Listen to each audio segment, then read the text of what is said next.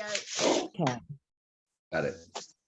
All right. So, music team, I was going to have you introduce yourselves, but now we're recording, so I don't know. So we're not allowed to introduce ourselves? Is that the No, idea? go ahead. Go ahead, but wait you're being a minute. recorded. What is this? We'll start with you, John. Incognito? You start. What? Go ahead, John. Introduce yourself. Yeah, I'm John Wanless. I think everybody knows me. So it's Okay. like in place. And I live in California, Palo Alto, California. So Okay. Sue Talbot. I'm Sue Talbot, and I am here in Fort Myers, Florida. Zumbalina. Hello, I'm Debbie. I'm in Leicester, and some people on this screen have heard me introduce myself 5 times today. Never mind over the 3 years. that's right. And I'm Susan Campbell here in Maryland on the East Coast of the United States. And everyone's heard that a million times too, right? Okay. All right. So what is the title to my workshop? I don't even remember. We're doing Practice Makes Almost Perfect, the psychology of practice. And I have to remember to do my disclaimer. I made myself a note because in my other life outside of the collective, I am a psychologist. So I love to combine the science of psychology with singing. My 2 favorite things, I might as well combine the 2, right? But I have to do a disclaimer. I am doing this as an educational workshop for public consumption. I am not offering medical advice. I am not offering psychological or psychiatric advice. And I'm doing this as a member of the music team, but I happen to be a psychologist. Okay. Does everyone understand that? Okay. All right. And we are recording this session, and we're going to be doing a few, 2 or 3 little exercises during the session.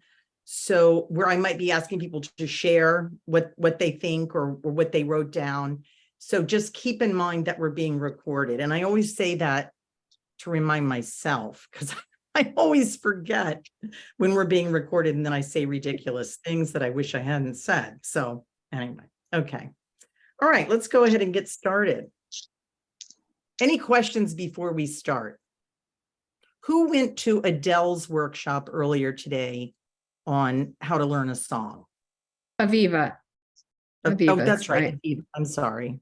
I was looking at Adele. Adele Jones, you're distracting me. Adele's in my chorus. Aviva's workshop. Okay. So this sort of builds on what Aviva was doing. Aviva was talking about how to learn sort of in a practical sense. And this workshop, we're going to get into the psychological underpinnings of how we learn and how we practice and why we practice. Okay. And this all will be contingent on if I can remember how to share my screen and sound and all that other stuff. So let's see if I can do it. John Wanless, stop laughing. Okay.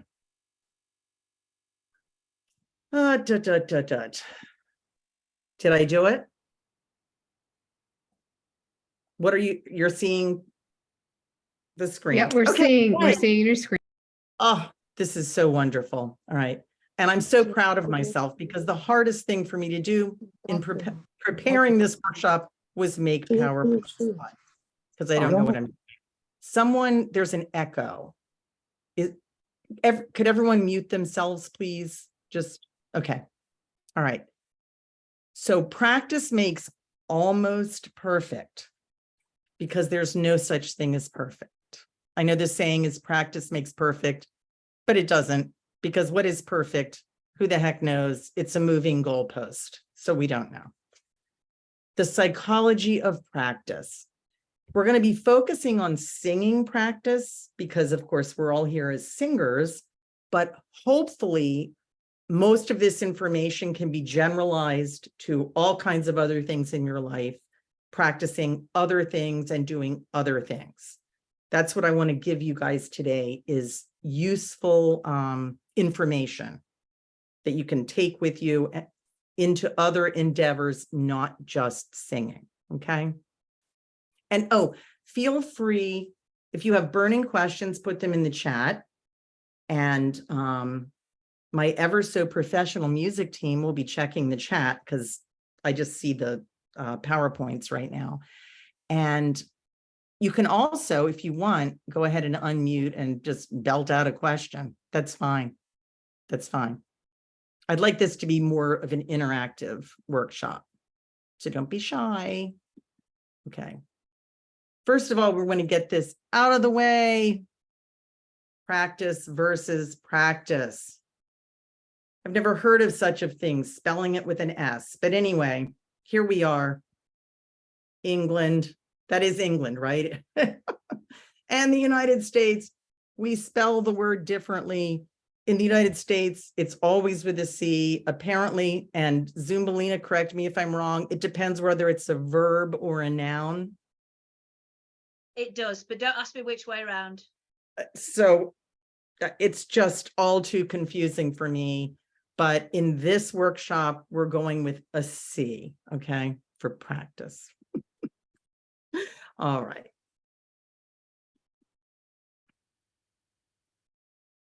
When the director asks you if you've practiced since the last rehearsal, all right, many people, many singers don't practice between rehearsals when they're in a singing group. And it's hard to become a better singer if you don't practice. It's hard to become better at anything without regular, habitual practice. So I just thought this was cute and funny, and I found it on the internet, so I made a slide. Okay. What does it mean to practice? I'm not sure many of us have even asked ourselves what that means. We kind of think we know what it means, but what does it even mean? So I got this from the Cambridge English Dictionary. Action rather than thoughts or ideas. So it means doing something. It means doing something regularly, okay, or repeatedly to improve your skill at doing it, whatever it is. Something that is usually or regularly done, often as a habit, okay? So you notice the theme here is that it's regularly done. So when you practice what you think is practice and you're doing it once in a blue moon, it's probably not really practice. And it might not be helping you towards whatever your goals are. And we'll get into that later, goals and practicing goals. Okay. And perfect, I was going to do a slide of the definition of perfect, and I'm not bothering because there's no such thing. There really isn't. If anyone wants to disagree with me, go ahead and unmute, but there's no such thing as perfect. Okay. Oh, Susan, actually, this is Marilyn. Mhm. I think that practice can be done in your mind also. And the dictionary Mhm. seemed to say that that wasn't the case. What you can rehearse in your mind, but if you're doing something that involves motor coordination, like singing, kinesthetics, and the body's involved, it is far better to practice as you want to perform. Does that make sense? Well, well, for myself, I do a lot of like visualizing it to myself as I want to perform it, which isn't actually the same thing. It's different from actually doing it, but to me that is practicing. But is it actually not practicing? Not by the definition that we're using, no. And I'll get into that later also. Visualization and the way you think is important, and it affects the way you practice. Yes. Okay, thanks. That's actually beneficial to do that. It's definitely beneficial. Yeah, okay. My apologies to whoever copyrighted Doug Savage. Don't come after me, whoever you are, for using your cartoon, but it was on the internet and I thought it was funny. So I don't want to practice. I want to skip ahead to the part where I'm awesome. Wouldn't we all love to do that? Wouldn't we just love just go out on stage and just sing our hearts out without practicing? Wouldn't it be wonderful? It doesn't work. Okay. Whoops.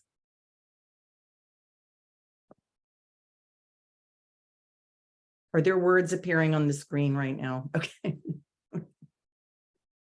Yes. Okay. The finding from cognitive and behavioral science is that practice does not make perfect. Practice until you're perfect, and you will be perfect only briefly. What's necessary is regular and sustained practice. One needs to practice past the point of mastery in order to be able to produce the desired action reliably. Okay, what does that mean? Some people call it overlearning. You want to repeat something so many times that it becomes automatic and you don't have to think about it. Because as you'll see as we move along to some of the next slides, when you're in thinking mode, it's short-term memory, it uses up all your energy and you're having to focus on what you're thinking about, which doesn't lend itself to good vocal production, and it doesn't lend itself to good production of anything. When something is automatic, you've rehearsed it and rehearsed it until it is just what we're calling muscle memory. We'll get into that later. You're able to produce it without thinking. And that's when you have a emotionally convincing singing performance. Debbie, your hand is up. Yeah, we have a saying at band, I play in a band, don't practice till you get it right, practice till you can't get it wrong. And I love that. Yeah, I it's love quite that. concise, but yeah, because what you do, you practice something, you do it right once, you think, oh, that's it, and then you leave it, don't you? And so, yeah, so. See, and Debbie, thank you. You explained it better than I did. If you practice something until you're just doing it well, you're doing it right, it's still in your working memory and it's not in your long-term memory. It hasn't moved into the automatic memory yet. So you won't be able to reproduce it except for a very short period of time. An example is if you were, well, in the old days, we had to remember phone numbers, or if you're trying to remember a credit card number or something between your chair and you're running to the phone, you repeat the number over and over and over and over and over. You get there, you know the number, and you can put it down, but you couldn't do it an hour later because it's not really in your long-term memory. So that's great, Debbie. Thank you for that. Okay. That's what I was going to say too. My Sweet Adeline director always told us to do that. Do it not till you get it right. Do it till you can't get it wrong. Right. Okay. We always said that you had to practice it, play it right more times than you played it wrong. Yes. So if you did it, 15 times and then on the 16th time you got it right, you have to do it at least 15 more right. At least, right. Yes. At least. All right.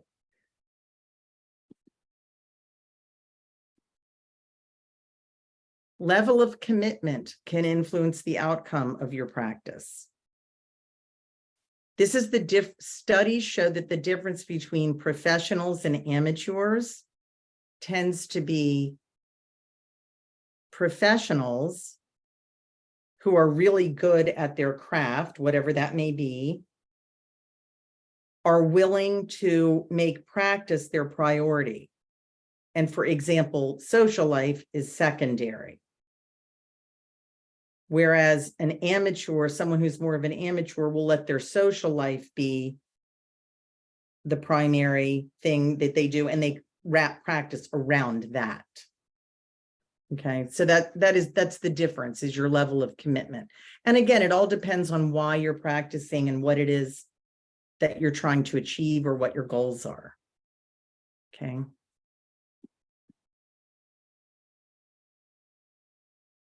Every director will love this one. What if I told you you could practice at home and come to the rehearsal prepared? Okay. How many of you all have ever been in a chorus where it's very clear that the majority of the members are not rehearsing at home? They're using rehearsal as their practice. And it can just drive you crazy if you're trying to get better, because it's hard to get better where that's the only place you're practicing is at rehearsal. Okay. Not that I ever would do that, but okay. All right. You're always hearing about muscle memory. We want things to go into muscle memory. What the heck does that even mean? Okay. We can categorize memory into two separate categories: working memory and long-term memory. Working memory is learning mode. It's thinking mode. It's conscious. We're consciously thinking, such as we have a new song and we're using a score and we're looking at the score and we're trying to sing the song. Okay. That's us using working memory. It uses up a lot of energy.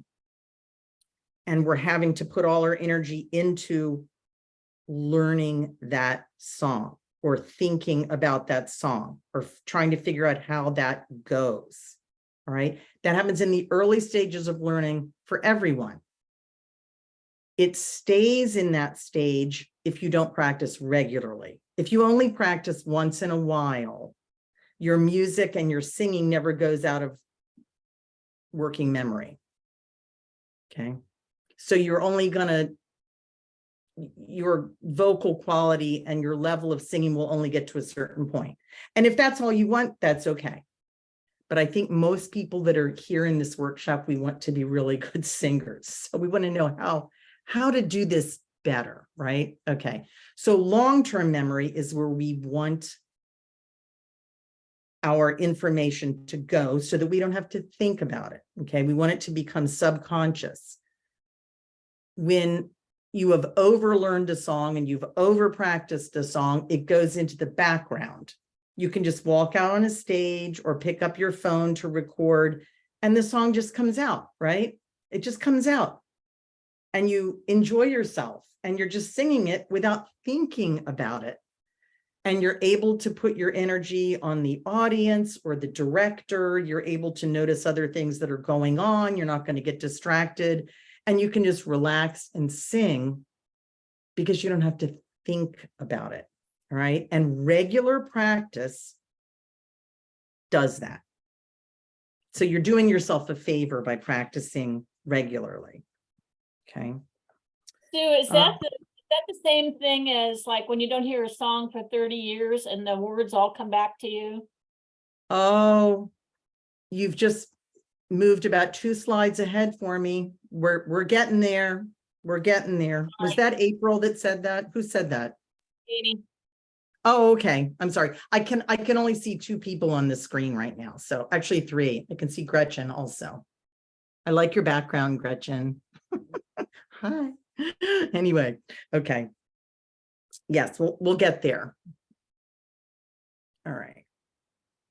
Oh, the first part of this workshop today is a lot of information, and then we're going to get to the fun part, the exercises. All right.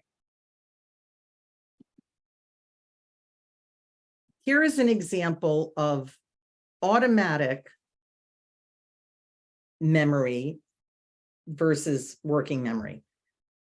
I hope everyone that's here knows how to drive a car, because this is the example I'm going to use. All right.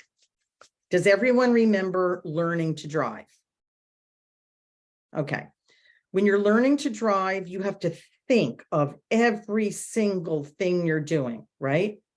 You can't just jump in a car and start driving. You have to remember how to turn it on. You have to check your mirrors. You have to, how do you keep the car in the lane? And it's kind of, you're nervous, right?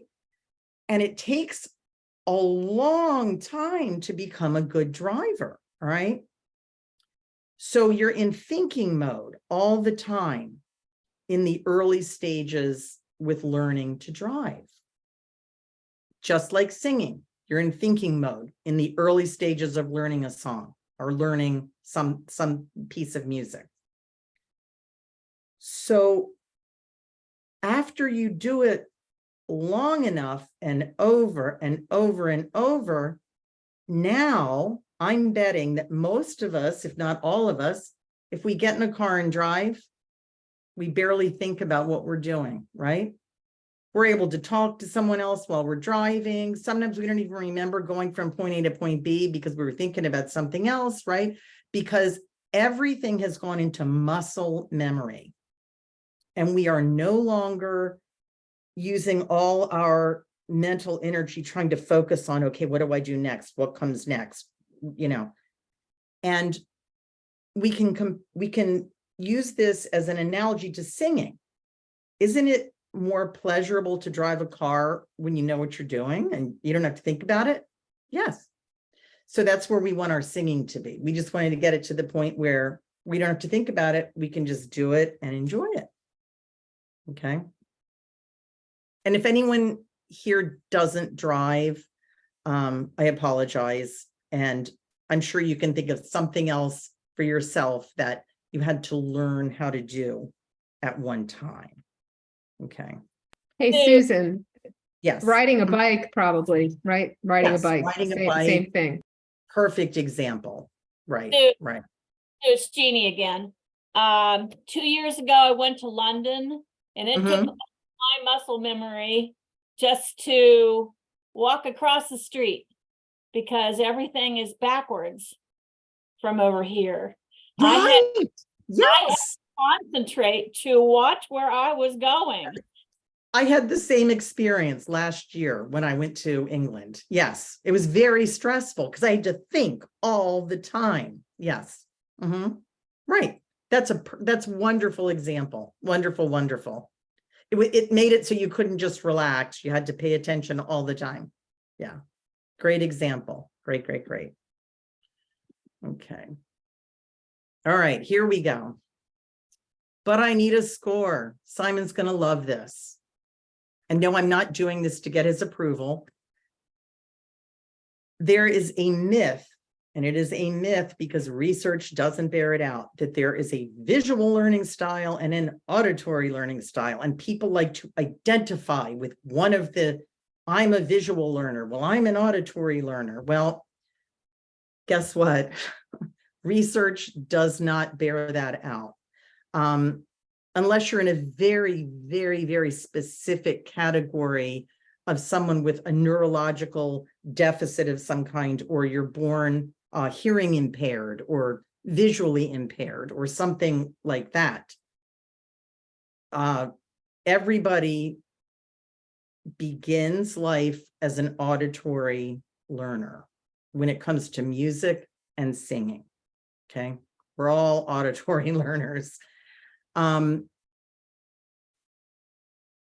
Musical scores are something, the whole musical scoring system is just a made up thing made up by some human being that you teach children, or you teach children how to interpret this thing, right? Children, when they learn to sing as toddlers, are not using a score, right? They're not using a score. They don't even know what a score is. They're not reading the music. They're hearing it. They're listening to it. They're playing, they're singing, and they don't need a score. So a score and thinking you're a visual learner is actually a habit that you get yourself into. And you can get yourself out of it by realizing that you aren't a visual learner. You're just a learner. We're all just learners. And music and singing is mainly auditory. And I say this based on research, not just my personal opinion. So to you score lovers out there, I'm sorry. I hope I didn't shatter your world today. Okay, here's a great example. The song, Row, row, row your boat. Okay. Right now, I'd like everybody, I wish I could see all of you. Let me stop sharing for a second. How do I do that? By clicking stop share. Okay. So let's sing Row, row, row your boat. Because I'm guessing everybody in here knows that song. Okay, ready? I'm just going to start singing it. I have no idea what note I'm starting on. I don't know where my pitch pipe is. Okay, ready? Row, row, row your boat gently down the stream. Merrily, merrily, merrily, merrily, life is but a dream. Yay. Okay, now, did everyone sing that song? Okay. Did you have a score in front of you? Okay. Did you have to think, what are the words? Oh, did you have to think about it? Did anyone have to like really think? No, because you've been singing that song for so long, it has completely gone into your muscle memory, right? And you can do that with any song. You can do that with any song. And that's an example. And I'm sure when you learned Row, row, row your boat as a child, you weren't using a score, right? And I took the screen off because it was a cheat, because it showed the words. So I didn't want anyone to think that they were needing the words to sing the song. So I'm going to reshare my screen. Okay. There we go. All right. So I hope everyone understands that as an example of how generally children learn. It's auditory. Happy birthday is another example. And we want to think of ourselves more like children when we're practicing, the way children learn to sing, and just enjoy it and just do it. And eventually it goes into your automatic muscle memory. Oh, interestingly, muscle memory also, the more you practice something, the more the neural connections are made in your brain, a specific pathway, and the myelin sheath around your neurons becomes thicker in the pathway that you're practicing. So it's an actual physical phenomena. It's not just psychological, it's physical. Okay, but we don't need to get into that because it's boring. Okay. Focused versus unfocused practice. Oh, Debbie, I stole that. The singers whilst practicing, I stole that from you. I think you posted that somewhere, right? Okay, I stole it from you. And you can tell that it's not something I came up with, it because it says whilst, which is not a word that we use over here. But I got to give Debbie credit for that. Okay. You can have focused practice where you have specific things you're planning on doing. You've written down, I'm working on this section of the song. I'm trying to learn this.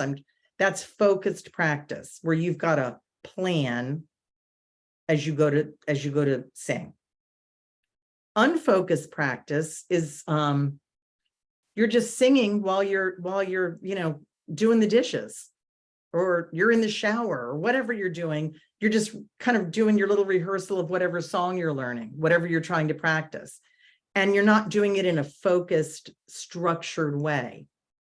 Both have benefits. Both help you learn. So both are practice, just different kinds of practice. And I think this kind of relates back to the comment that a member made earlier about practicing in your head or rehearsing something mentally. You want to make sure if you're rehearsing something mentally, you're rehearsing it exactly the way you want to do it. Because however you repeatedly do that, you're making those neural connections in your brain, and your body will automatically go to whatever it is you were rehearsing in your brain. Okay.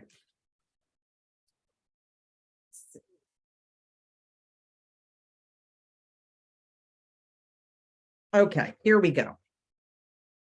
Why do we practice? Gosh, I'm running out of time. I got all this information I got to go through. All right, why do we practice? This is a question most people have never asked themselves, right? Why am I practicing? Singing, why? All right, what is my motivation? There's two different types of motivation: extrinsic, which is external motivators, intrinsic, which is internal motivators. And we need to think about what our motivation is for practicing. And we need to be clear with ourselves about why we want to practice. And that's not something that we normally do. We just think, okay, I'm trying to learn a song, I have to practice. Okay. But we never ask why we're doing it.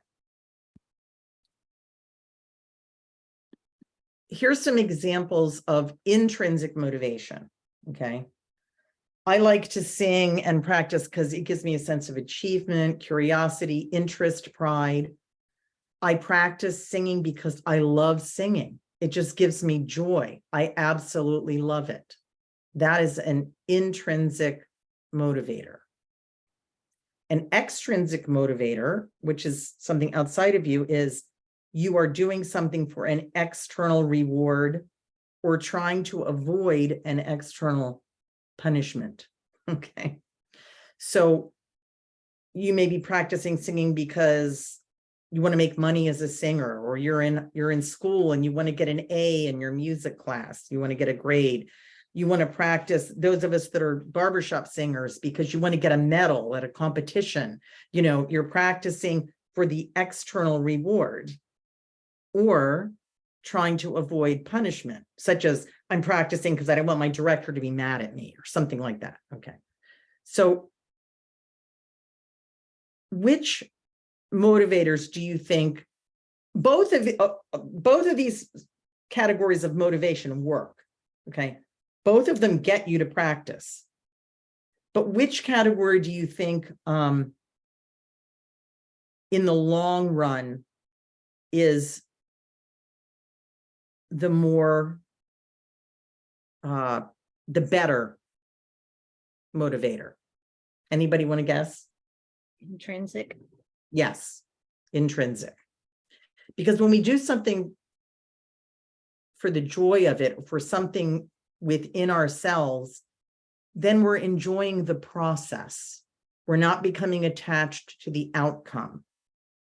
When we're we can have a goal of, yes, I want to do well in a competition. That's my goal. But you can't, if you make that the reason for practicing, then you're going to be devastated if you don't win or you don't do well. So you can say, yeah, that's my goal, but I'm doing this because I love doing it. And that way, it almost doesn't matter what the outcome is, because along the way, you're getting what you need to get out of your process, out of what you're doing. Okay. I hope that makes sense to people. Okay.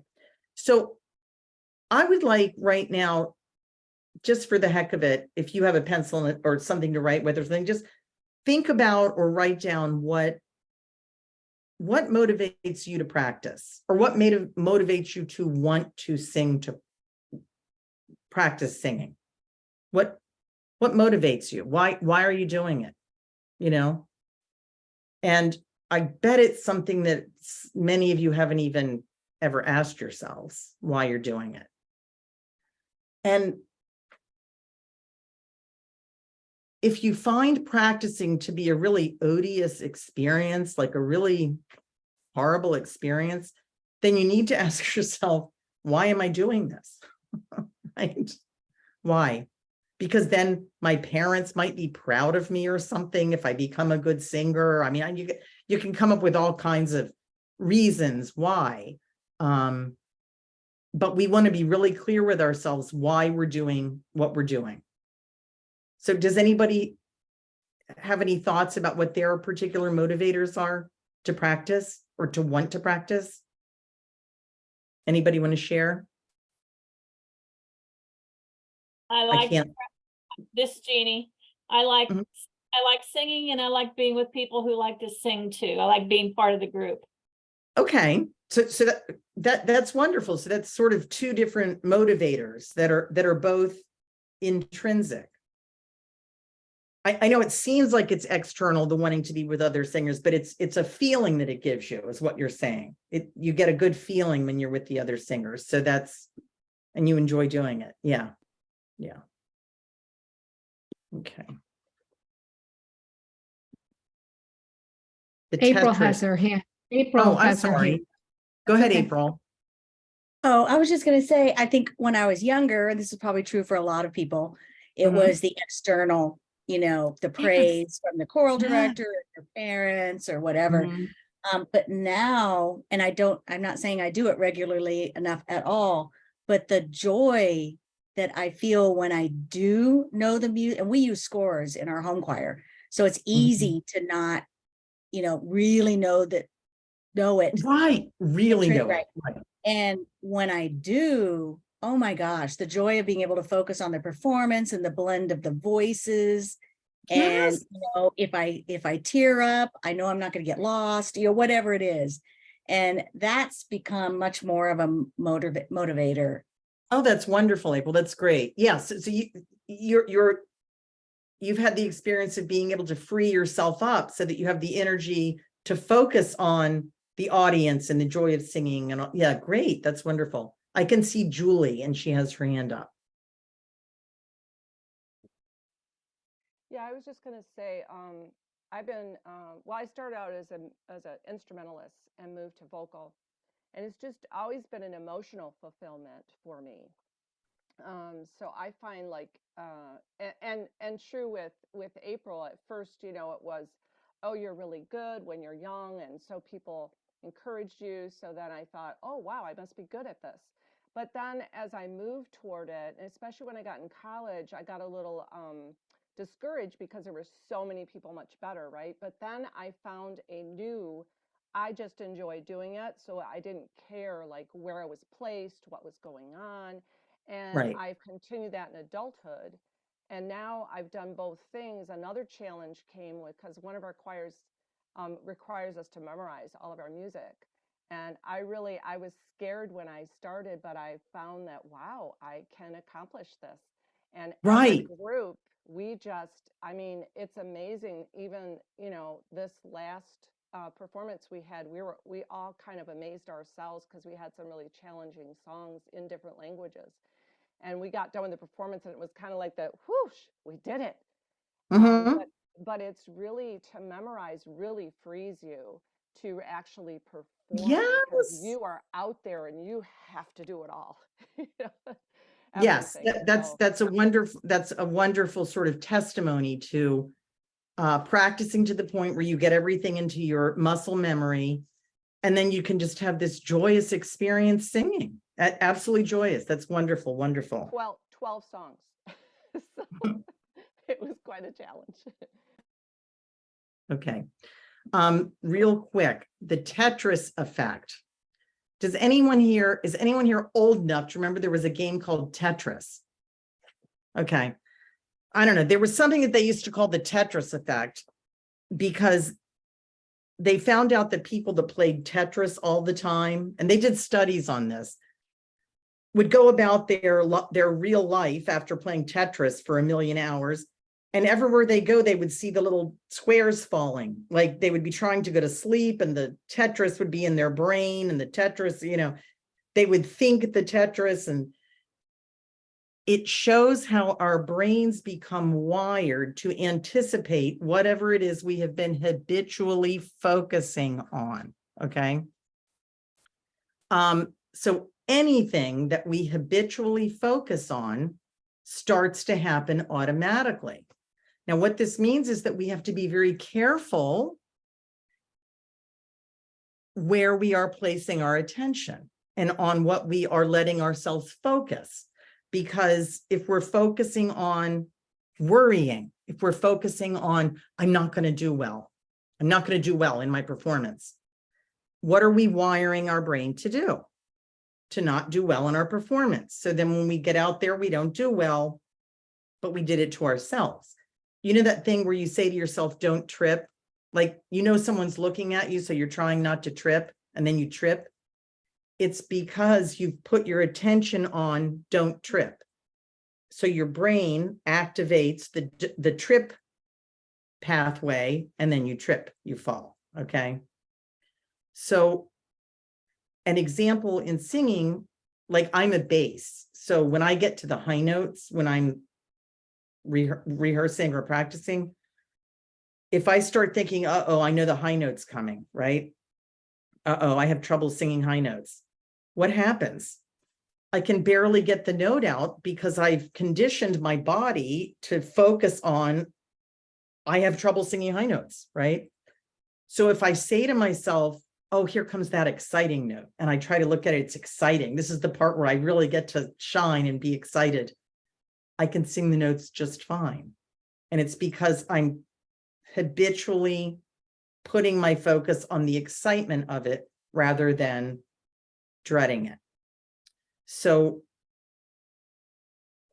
Sue Talbot, I know you love this one, the positive affirmations. This is why positive affirmations work. And what I mean by positive affirmations is things that you say to yourself about yourself, such as, I am a wonderful, loving, caring person. I am a beautiful singer. I have a beautiful singing voice. I'm a confident person. I can do whatever I put my mind to. If you say these things to yourself over and over, your brain starts to believe that these things are true, and your brain sets up the neural pathways for that to be your automatic way of being. Go ahead, Sue. Well, it's ahead. the statement that we've all heard, right? And I think it was Einstein, maybe, or whether you think you can or you think you can't, you're right. Correct. Right. Yeah. Yes. Yes. Whether you think you can or you think you can't, you are correct. Yeah. Yeah. And it's really interesting. If we step back and separate and look at our brain as a little computer, we can program that little computer. That little computer has been programmed since we were born. That's why we speak whatever language we speak, because we were programmed to speak a certain language by whoever raised us, right? It's how we learned row, row, row your boat. It was programmed, right? You can program your own brain by what you say to yourself, even as an adult, and it works. Yeah. Ooh, I love this. Ooh, we're gonna have so much fun. Okay. Now, if anyone knows what this is, don't say. Okay. I'm going to play this real quickly. This is a little exercise, so make sure your volume is on your computer. Well, I hope your volume's on, otherwise you're not really listening to me.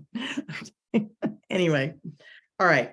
This is going to show you how we prime our brain to interpret things and do things based on what we're thinking, okay? So I'm going to play this and either look at the word that says brainstorm or look at the word that says green, or the words that say green needle, okay? And you can look at one and then you can look at the other, or you can just look at one.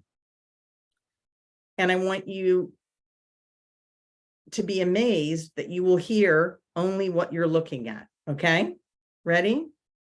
I hope I'm sharing my sound. Well, you'll tell me if I'm not, Sue Talbot, because I can see you on my screen, right? Okay. Ready?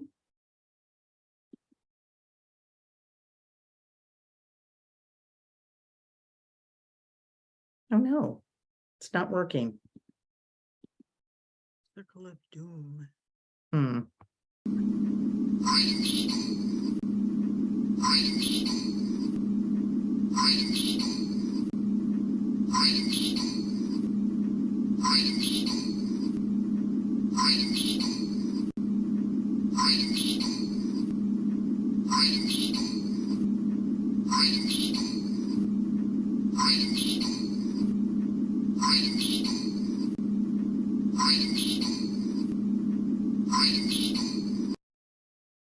How freaky is that? Isn't that freaky?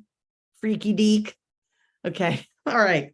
So unless you're a highly unusual person, you were hearing exactly whatever the words were you were looking at, and you can close your eyes and think the words, and you will only hear the words that you're thinking. Okay. Let me stop sharing my screen for a minute. Uh-oh, what did I do? I didn't stop. Okay, there we go.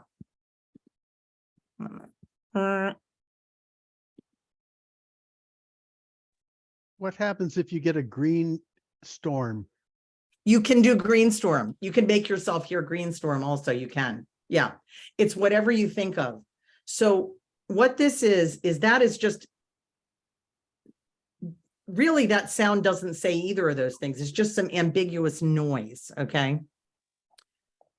Your brain anticipates what it's going to hear.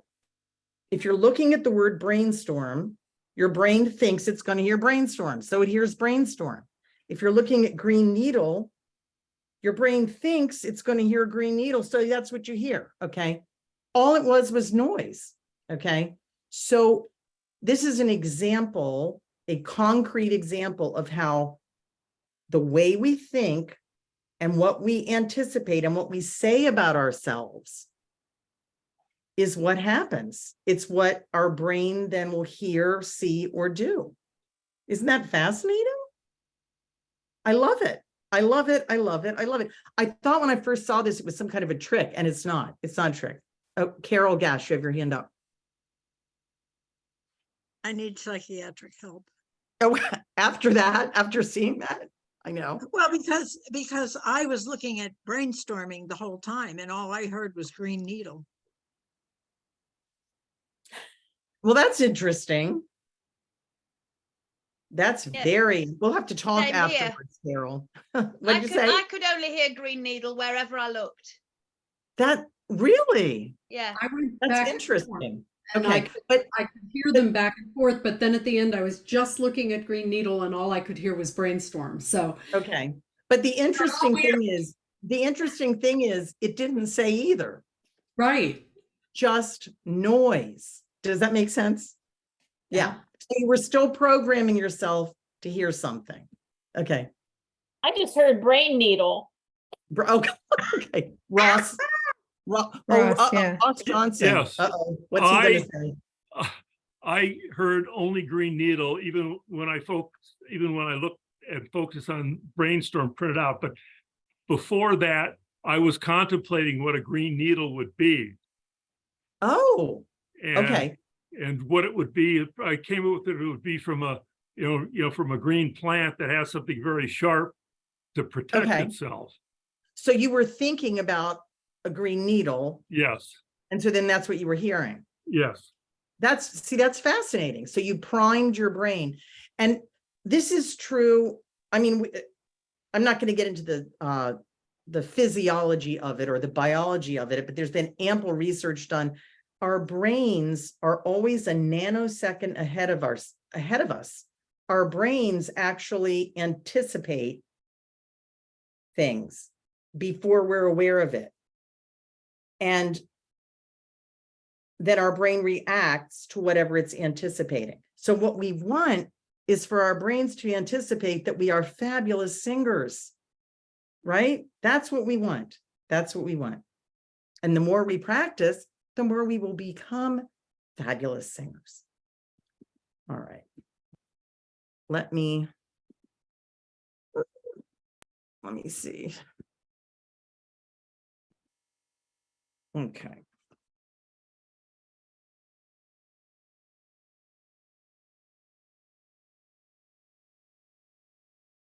What the heck? How did this slide get up there? Oh my God. Okay. My slides are out of order. This is not what I was anticipating.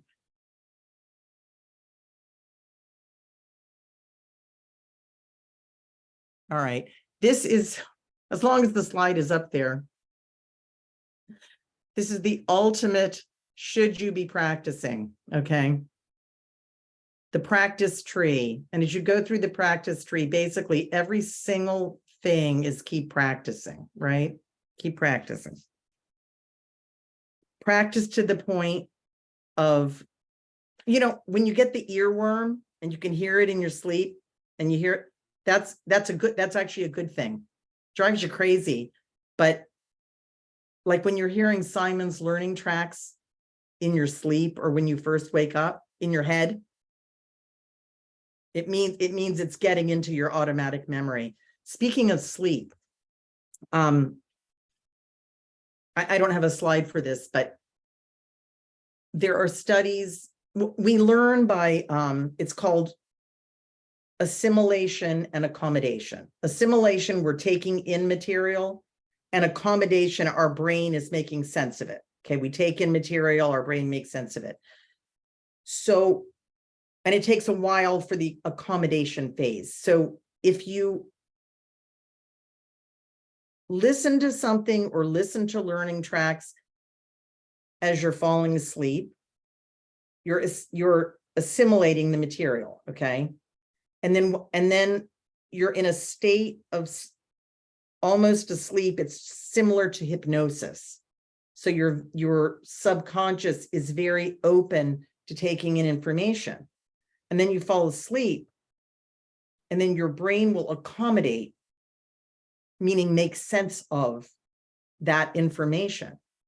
So we have to be very careful what we listen to or watch or do right before we go to sleep, because it cements it into our brain, whatever it is. And that's a generalized statement, not just the singing, you know?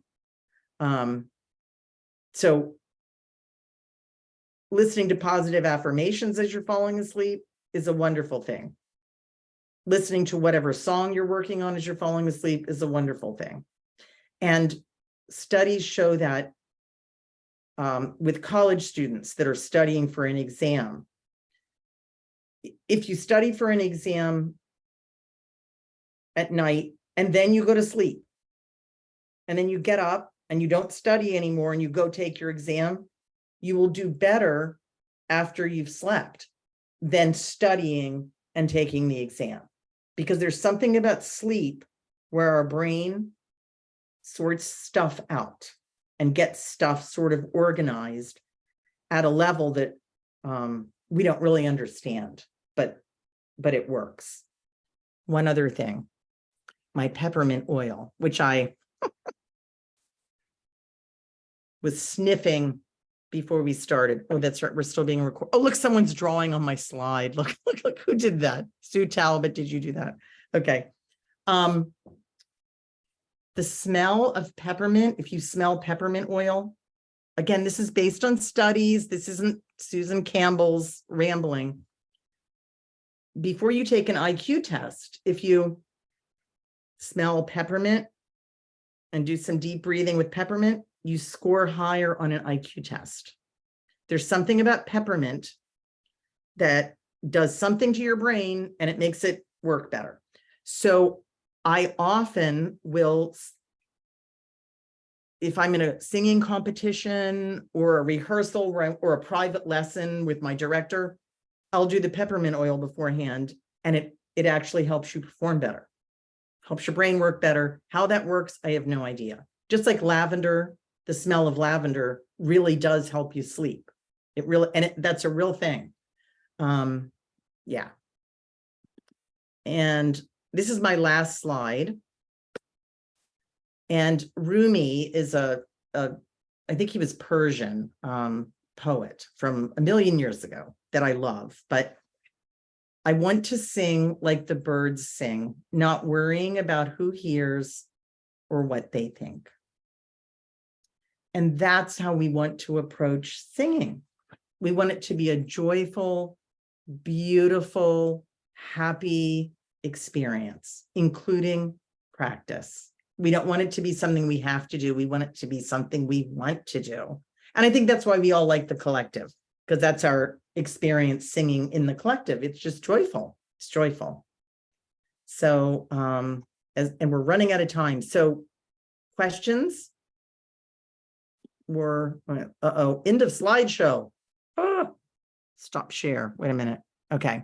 So it's 7 o'clock, but I can take some questions, or we can have some discussion, or if anybody has anything that they feel like they'd like to share.